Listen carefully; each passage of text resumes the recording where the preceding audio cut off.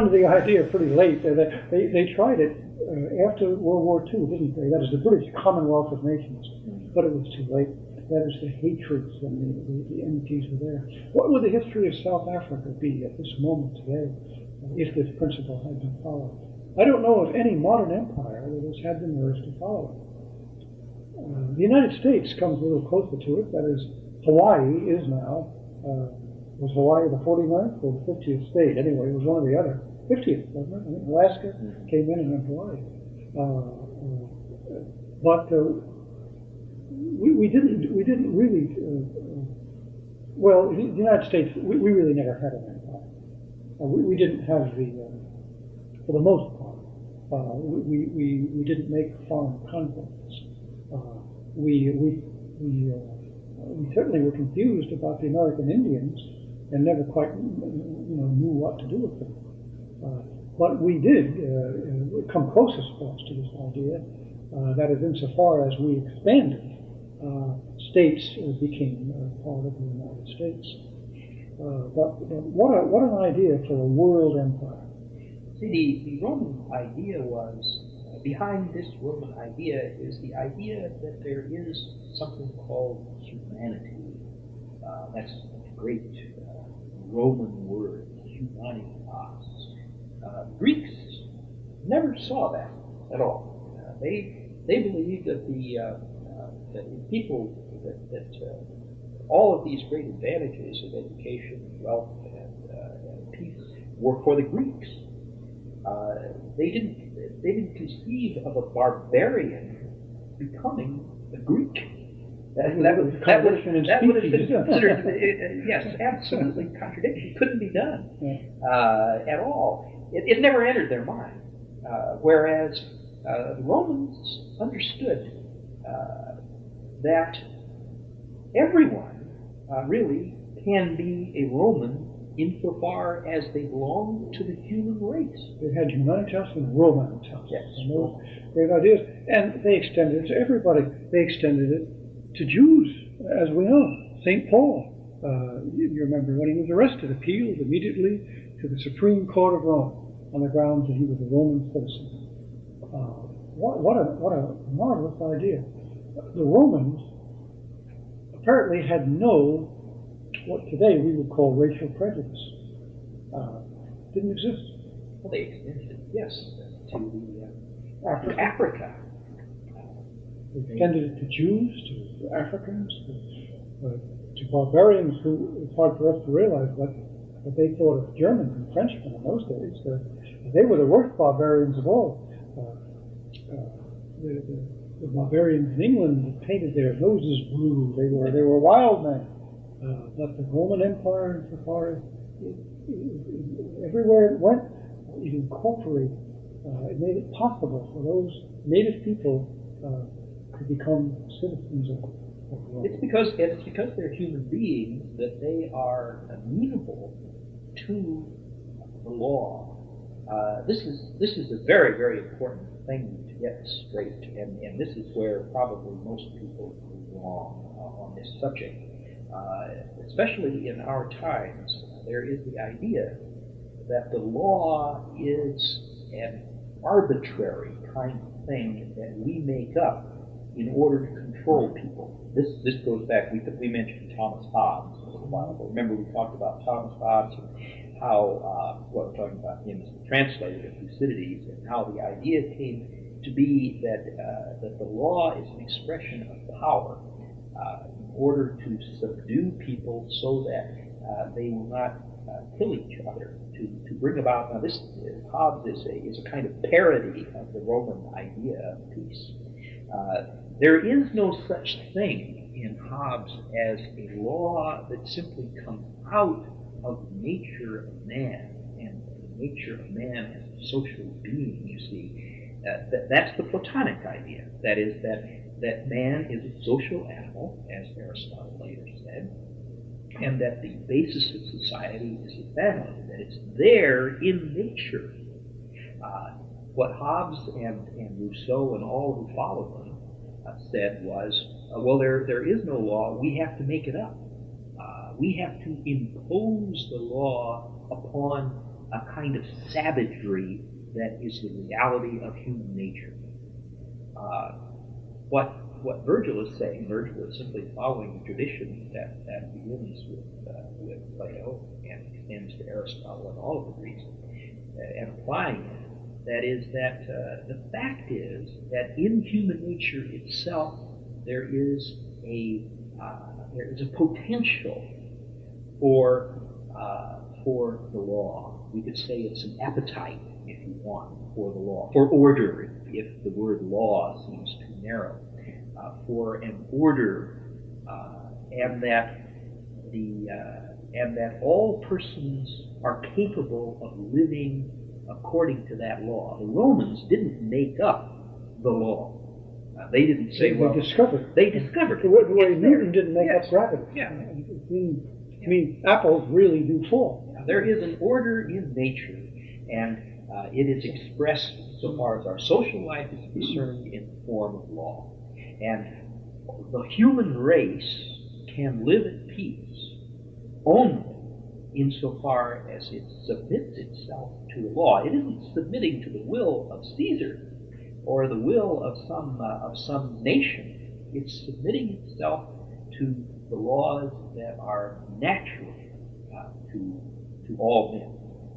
There's a famous line, and I've been trying to remember it, and it's memorable, and it was written by a Greek slave who became a Roman citizen and a famous playwright, Plautus.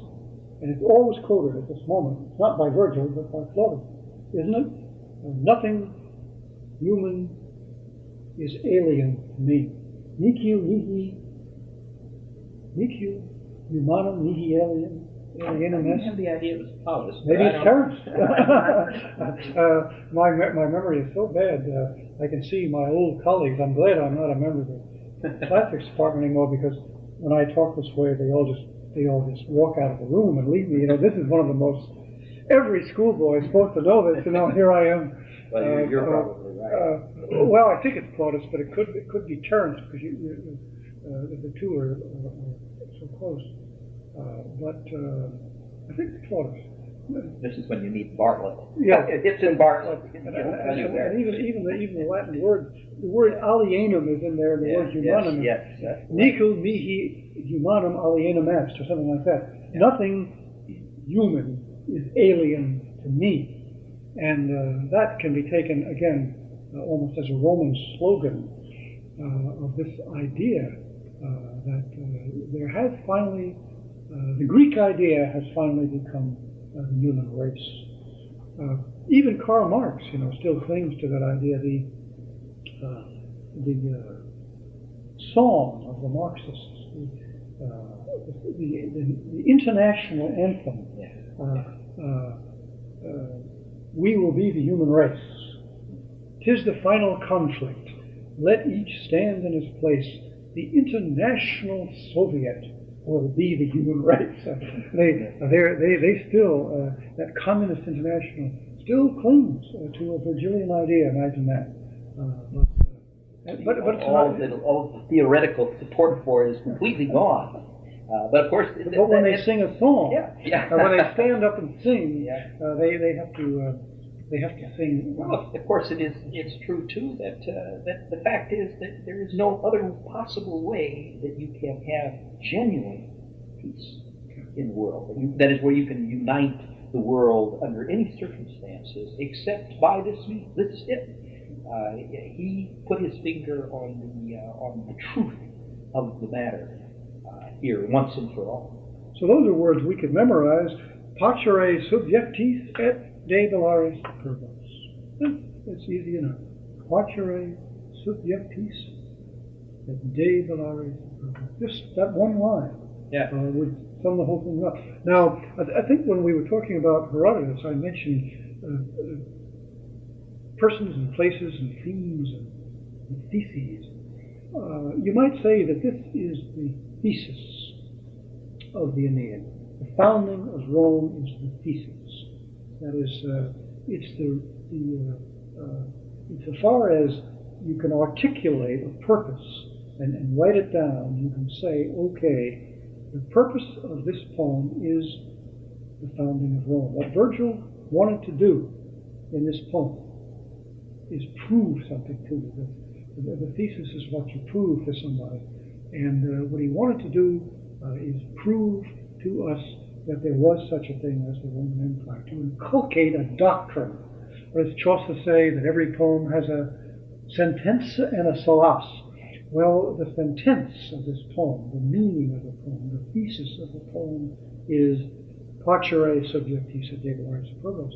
But then there is also the solace, the theme, the mystery, something that comes down from above, and you're just overwhelmed. Right after this speech, in the next few lines, let me just read it. Aeneas says to his father, "Who, O my father, is he who thus attends him on his way? Son or other of his children's princely race? What hum of comrades is around him? How goodly of presence he is! But dark night flutters round his head with melancholy shade." Then Lord Anchises with welling tears began, "O my son, ask not of the great sorrow of thy people. Him shall fate but show to earth, and suffer not to stay further. Too mighty, lords of heaven, did you deem the brood of Rome, had this your gift been abiding."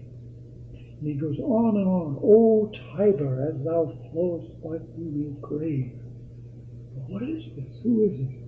Well, just at the moment that Anchises had announced the main thesis of the poem, Aeneas notices a young boy among the dead. Now, this is the passage which was most famous in ancient times, not most famous in ours, but Caesar Augustus, the emperor of Rome, had a son who died, just as this poem was mentioned, and Virgil puts him into the poem. And the story is that the empress burst into tears when Virgil read these words aloud, and the poem had to be stopped. So moving was this. But we've sort of, the occasion is gone for us, so we have to kind of reconstruct it. But this, of course, is always the theme of Virgil, isn't it? That is the lacrimae rerum. Yeah. This is the lacrimae rerum. See, just before that, this young boy is walking beside Marcellus, great conqueror, who was a great conqueror. He says he's one of the greatest of all the Roman conquerors to come. Of course, he's still, so far as Virgil is concerned. This is all prophecy. It's all prophecy. He lies in the future, and he will be one of the greatest conquerors of Rome. You see, in a way, he's one of the people who is going to be, he's definitely going to be one of the people who fulfills this prophecy. He will be one of these conquerors. But walking by his side is this boy who never lived to be. I guess he died in his teens. I forget. Very young. You need footnotes for Virgil. I suppose they help, and you can get the details of this, and it's very vague in my mind. But Caesar Augustus died without an heir. That is, it did. It led to a lot of trouble. A terrible, it led to murders and Nero and everything else. Yes. So it's a very great moment, but most of all touching. The story is, and it has come down to us from eyewitness accounts, that Virgil read this aloud at the court in Rome, and when he got to these lines, the empress burst into tears, and that's what Virgil wants to do, maybe above all. That is, he wants to inculcate a doctrine, but then he wants to give you solace.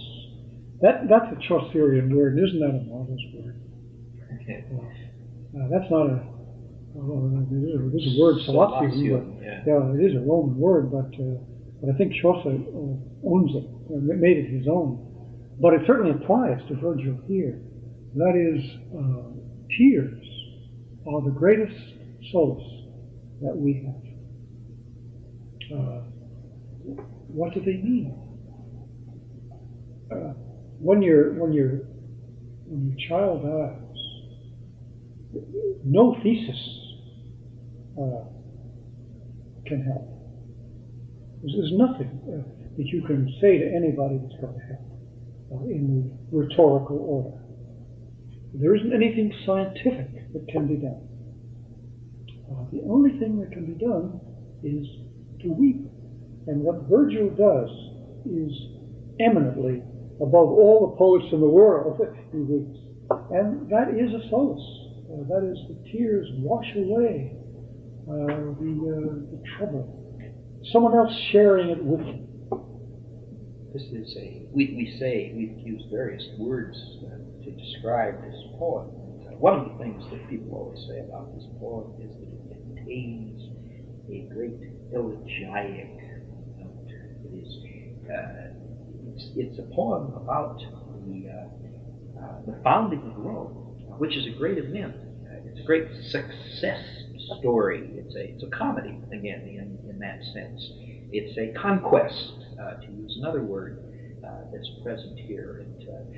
From Book 6 on, Aeneas simply lives out this prophecy himself. He lands in Rome, and he carries out that prophecy himself insofar as it is given to him to do so. He conducts a war, he battles down the haughty, he spares and shows mercy to the subjects. But along with that, there is great sorrow, there is great pain. This is a poem in which there are many deaths, and they are very frequently deaths of the young. Here is this young man. Yeah, he's old enough to have fought. I was looking at this passage. He says, he goes on and on about it. He says, never had anybody had hopes so high for a young man. Alas his goodness, alas his antique honor, and right hand invincible in war. None had faced him unscathed in armed shot, whether he met the foe on foot or ran his spurs into the flanks of his foaming horse. So he's old enough to have fought, at least a young man, maybe 16, in battle. But then you get, poor boy, if thou mayest break the grim bar of fate, thou shalt be Marcellus. And then look at those lines. Give me lilies in full hand. Let me strew bright blossoms, and these gifts at last let me lavish on my descendant soul and do it unavailing service. There you get the full elegy, give the lilies. Oh, gee, that brings the tears to anybody's eyes. Huh? Give me, how does he translate that one? Scarlet flowers, he says, oh righteousness and old-time faithfulness, O hand unconquerable in war. He says, alas, doesn't he? I think your translator says, alas. Alas. He says, O hand unconquerable in war. None could have safely encountered him in arms, whether marching on foot against the foe, or mounted in pricking spurs into the foam-flecked charger's flanks. Piteous boy, if somehow you can break through your harsh destiny, you also shall be a Marcellus. Give lilies from full hands, I too shall scatter scarlet flowers, and at least in the gift of these I may be generous to my grandson's soul and perform ineffectual duty and ineffectual. That's very good. That's good. Very good. Very good. Yeah. And of course, Anchises is, of course, the father of remotely of through Aeneas of all the Roman line. Julius Caesar is a descendant of Iulus, who was Aeneas' son, who was Anchises' grandson, and so we get here the ancestral. This is his own grandson, remotely great grandson. But that is That is the theme of the Tears of Things, and the whole thing ends on something so mysterious, even beyond the elegiac. Aeneas, or Anchises, stopped. That's the end of his speech. And Virgil, then, the poet, ends with these mysterious lines. There are twin portals of sleep, whereof the one is fabled a horn, and by it real shadows are given easy outlet. The other, shining white of polished ivory, and false visions issue upward from the ghostly world. With these words, then, Anchises follows forth his son and the Sibyl together there, and dismisses them by the ivory gate. He pursues his way to the ships and revisits his comrades, then bears on to Cagestus' haven, straight along the shore.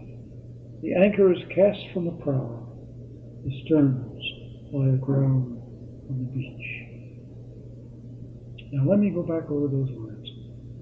There are twin portals. Remember that Aeneas had descended into hell in a vision. So it's here compared to a kind of sleep.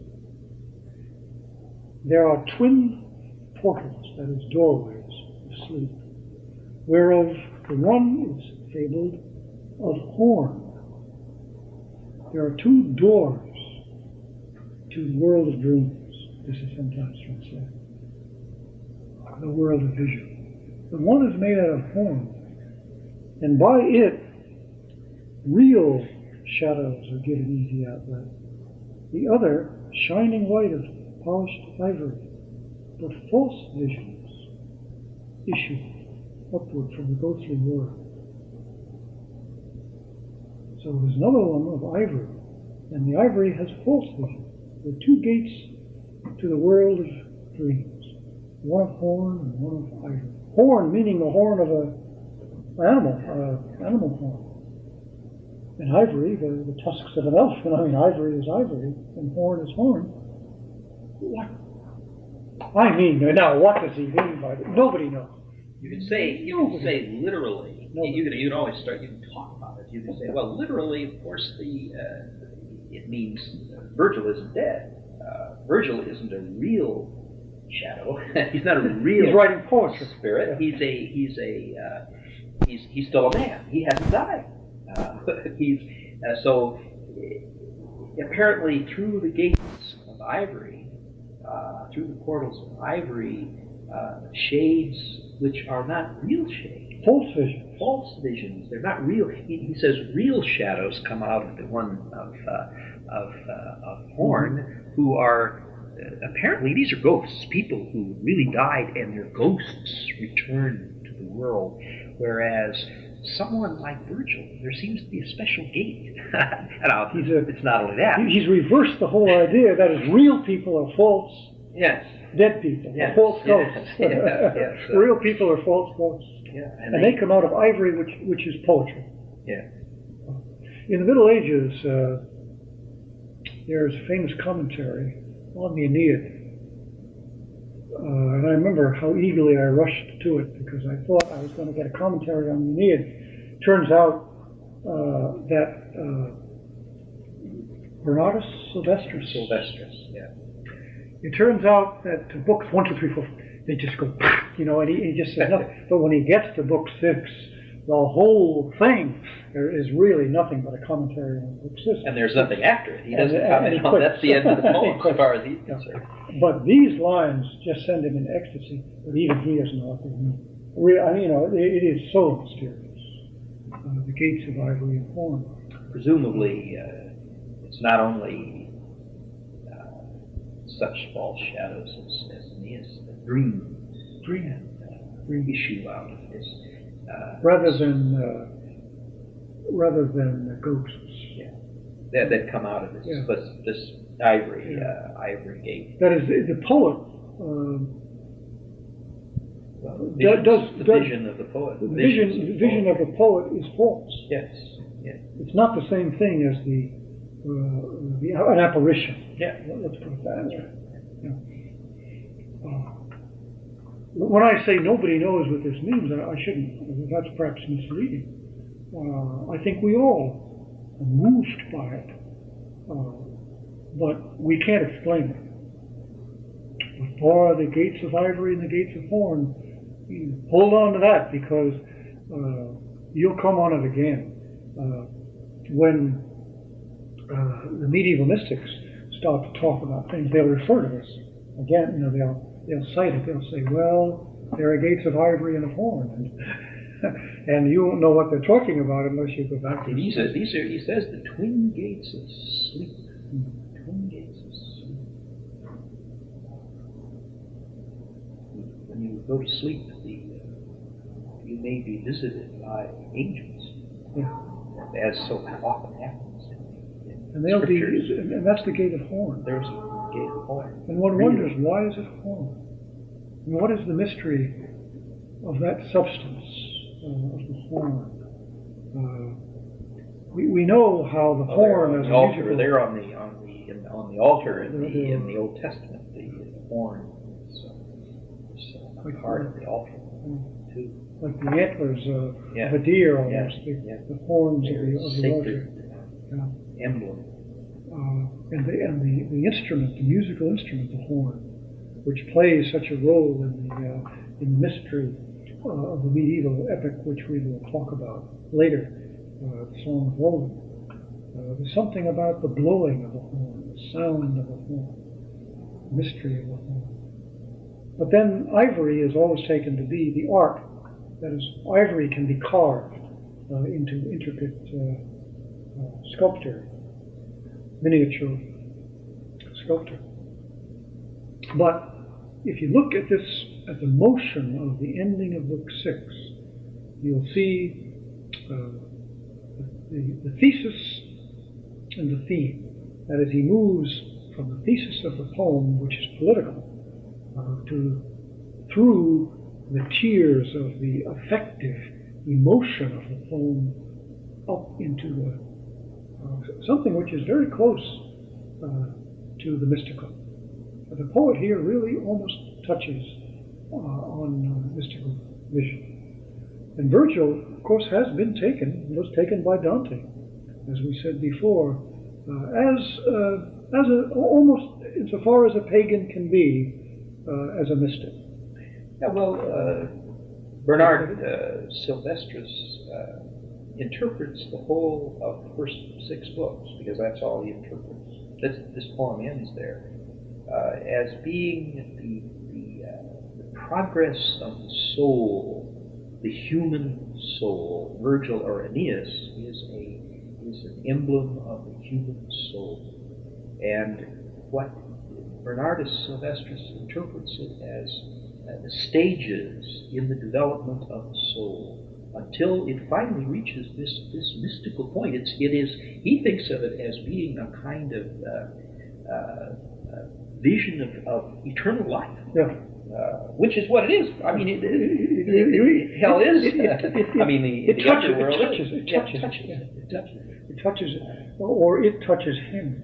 Yeah. And so, I mean, the medieval interpreter does see this really as a kind of allegory of the mystical life, of the spiritual life. And who's to say that he's wrong? The modern critic, of course, laughs and says, oh, well, those medieval interpreters, they read everything that way. My goodness, they even read the Bible that way. But was Virgil inspired?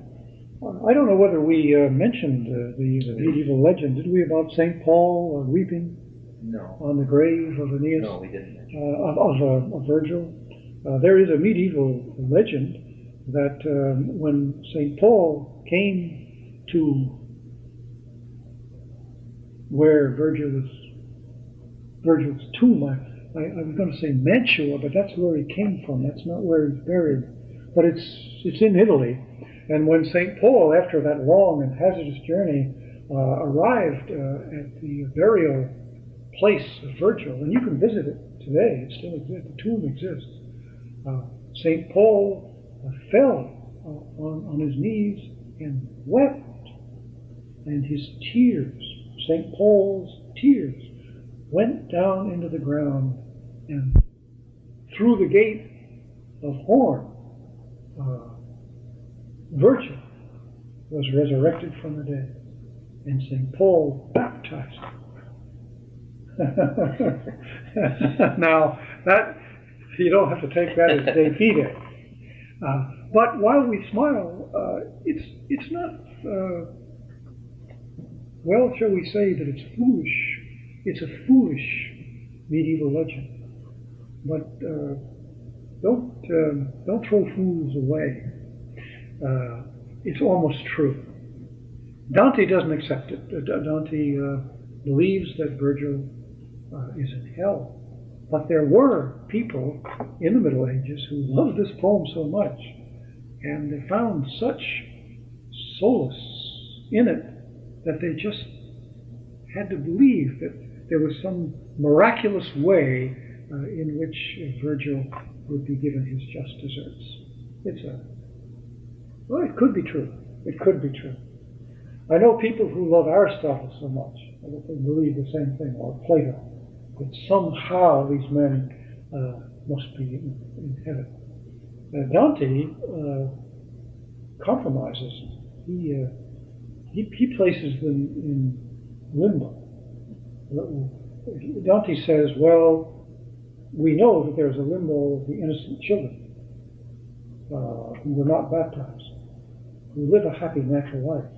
Well, couldn't there be, and of course Dante makes that up, there's nothing in no authority for this, either in Scripture or in the Fathers, but Dante raises it as a pious wish, as a pious possibility, that there could be a limbo where Homer and Plato and Aristotle and Virgil would talk forever and recite poetry forever and have a natural happiness.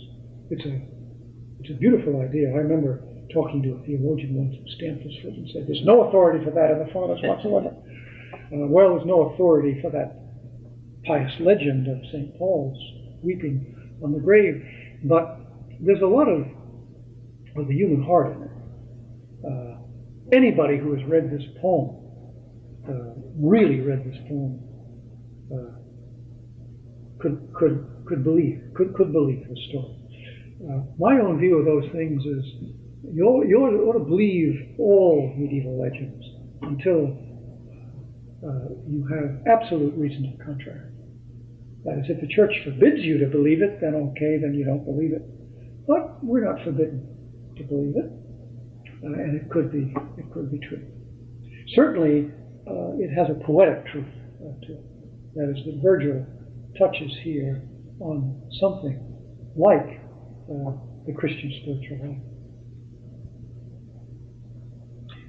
Well, Virgil moved everyone who read him, and the great Christians all had read Virgil as part of their education. That is, among the church fathers. Mr. Seaman was just before we came, he was talking about a passage in the Confessions where St. Augustine talks about his how he was moved by this poem when he read it. He's mad at himself because he felt that. This is, of course, after his conversion when he reflects. It moved him too much. Yes, he loved it too much. Yes. I don't know whether we have a little bit of time. Whether we have time to open up. I almost wish that the tape had run out just now because we have really closed a book here. There are twin portals of sleep. Wow, I mean, that's poetry. It's and mystery. But let's break the poem in half and say that Bernardus Silvestris is right. The poem breaks into two distinct parts. Books 1 through 6, and then 7 through 12. And books 1 through 6 imitate the Odyssey, and Book 7 through 12 imitate the Iliad. It does break in half, and Book 6, the descent into hell, is a transition, really, between the two movements. The one, the wanderings of Aeneas, which correspond to the wanderings of Odysseus, and then the second one, which constitutes the battle, where Aeneas has to conquer the enemies who rise up against him in Italy and found Rome, which with great reluctance he does. He de bellare superbos, he beats down the proud and marries Lavinia, the daughter of the Lavinian king, and we know that they live happily ever after. This is, I should add that this part of the poem has never been as highly regarded. The second part has never been as highly regarded. Schoolboys don't read it usually. For example, schoolboys read the first 6 books. It's forgotten in large measure, and you can understand why. In a way, you see there at the end of Book 6, it reaches a kind of perfection. You're not going to get anything better than that in this poem. If you look for anything better than that, or as good as that, you won't find it in the following. And Virgil doesn't love war. Yeah. He's incapable of writing an Iliad. His heart isn't in it. He's so reluctant to fight. But before we get there, maybe next time we'll talk about that last part, because there are great things in it, and we have to talk about it. But we should go back, even if we have only a few minutes, to Book 4, which has to do with a digression. And I guess it is the greatest digression in the history of the world. There's nothing that corresponds to this in the Odyssey. When people say that, oh, well, Virgil does nothing more than imitate the Odyssey, well, that's not true. Sure, it's true in a sense, but he's his own man all the way. Gee, I wish I could read my handwriting here. I have a quotation. The story of the love of Dido and its tragic issue had, beyond his first intention and almost against his will, taken hold of him, that is Virgil, expanded to a greatness and deepened into an intensity unsurpassed in ancient or modern poetry, unquote. That's Mikhail, from his book on Virgil. He's his translator that I'm using. But that's pretty good. Of course, now Mikhail is a Victorian or an Edwardian, and for him, the romance is the greatest part of the poem. For the medieval commentator, the 6th book is the greatest book.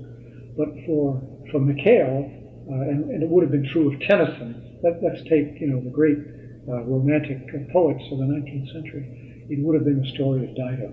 Well, it was what St. Augustine particularly remembers. That's right. St. Augustine and the world, for that matter. Yeah. I mean, Dido and Aeneas is an opera. Yes. Oh, yes. This has been imitated 1,000 times. Purcell and over and over again, 1,000 times, as you say. It's painted by the great romantic painters, and it's been imitated in Hollywood movies just over and over and over again, whereas the rest of the poem may very well have been forgotten. But how many times have you seen or read in romances, if you've ever read romances, or seen in movies, the scene where the young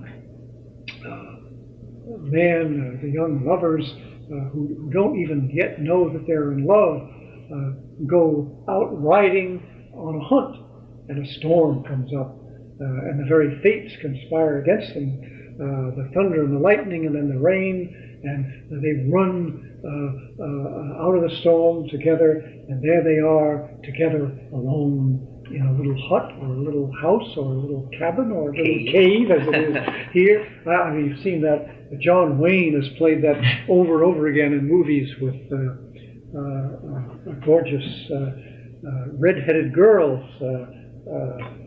and Maureen O'Hara, and I don't know who else in movie after movie.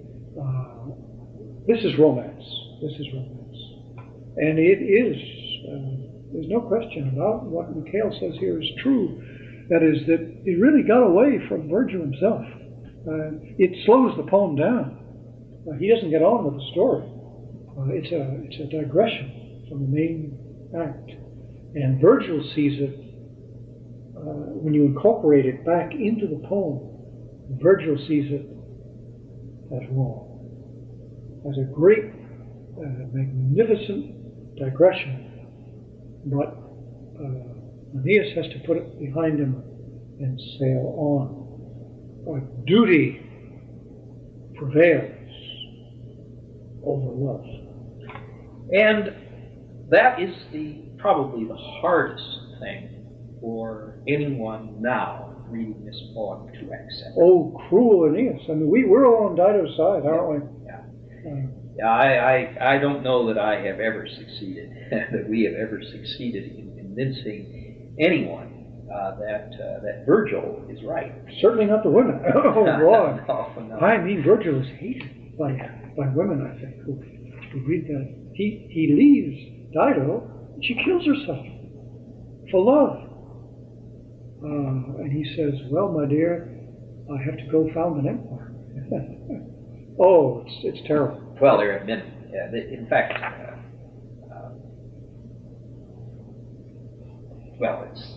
we often we ask students to memorize a poem by Lovelace, Richard Lovelace, the 17th century poet, who is bidding farewell to Lucasta, going to the wars, and he ends the poem by saying, I could not love thee, dear, so much loved I not honor more. And he leaves to go to the war, possibly to die. In a way, he's answering Dido. That is, the woman Lucasta is saying to him, well, you can't leave. But he does leave, because he says, I have to leave. I have to go fight the war. In a way, this does remind you of there's nothing like this in Homer. The nearest thing is the farewell. The farewell of Hector. Hector to Andromache, when she pleads with him to stay, and he says that he cannot do that. That he must leave and go fight and die. Again, Virgil sums it up in 3 words: non sponte sequor. If you wanted to get, lacrime reo, okay, parcere subjectos, devolare superbos. These are words that memorable words that come out of the poem. How about these? When Dido says to him, you cannot leave me. You love me, don't you? He says, oh, yes, I do. He never denies that. And she says, well, then why are you going to go? And he just says 3 words. He says, non, that's pretty easy, sponte sequor. Now, sequor means I follow. So he says, non sequor. I do not follow. I do not follow. Sponte, which is the word from which we get spontaneous, or that's the word, spontaneous. I don't follow. This is untranslatable. This is untranslatable. People say, I do not follow my own will. I'm not following my own will. I can't follow myself. I'm following some other will. Yeah. Or I am not free to follow as I wish. Because sponte has to do with freedom. Something that's spontaneous is free. It comes from a word meaning like a fountain. Yes. Spones is a thing that spurts up out of the ground, like foams is a kind of spones. It occurs in sponsus And sponsor, Sponsors, yes. Sponsor.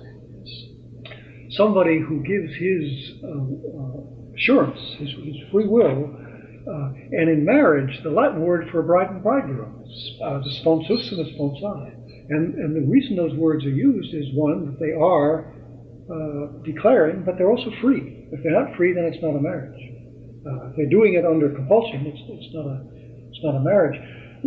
So the word spontaneous, word sponte, spons, contains all of those meanings, and is frequently just, the translators just give up and they use prose. They say, well, I'm not doing this of my own accord.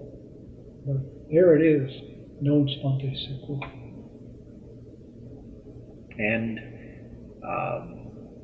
see, he's not free because he has to, he's bound. He's bound. We've said this from the beginning. He's a man who is bound, who has a destiny and a duty to perform. And it's very hard for us to accept that. We say to put duty above love. But Virgil, I think we said last time that he was a romantic. That's not true, is it?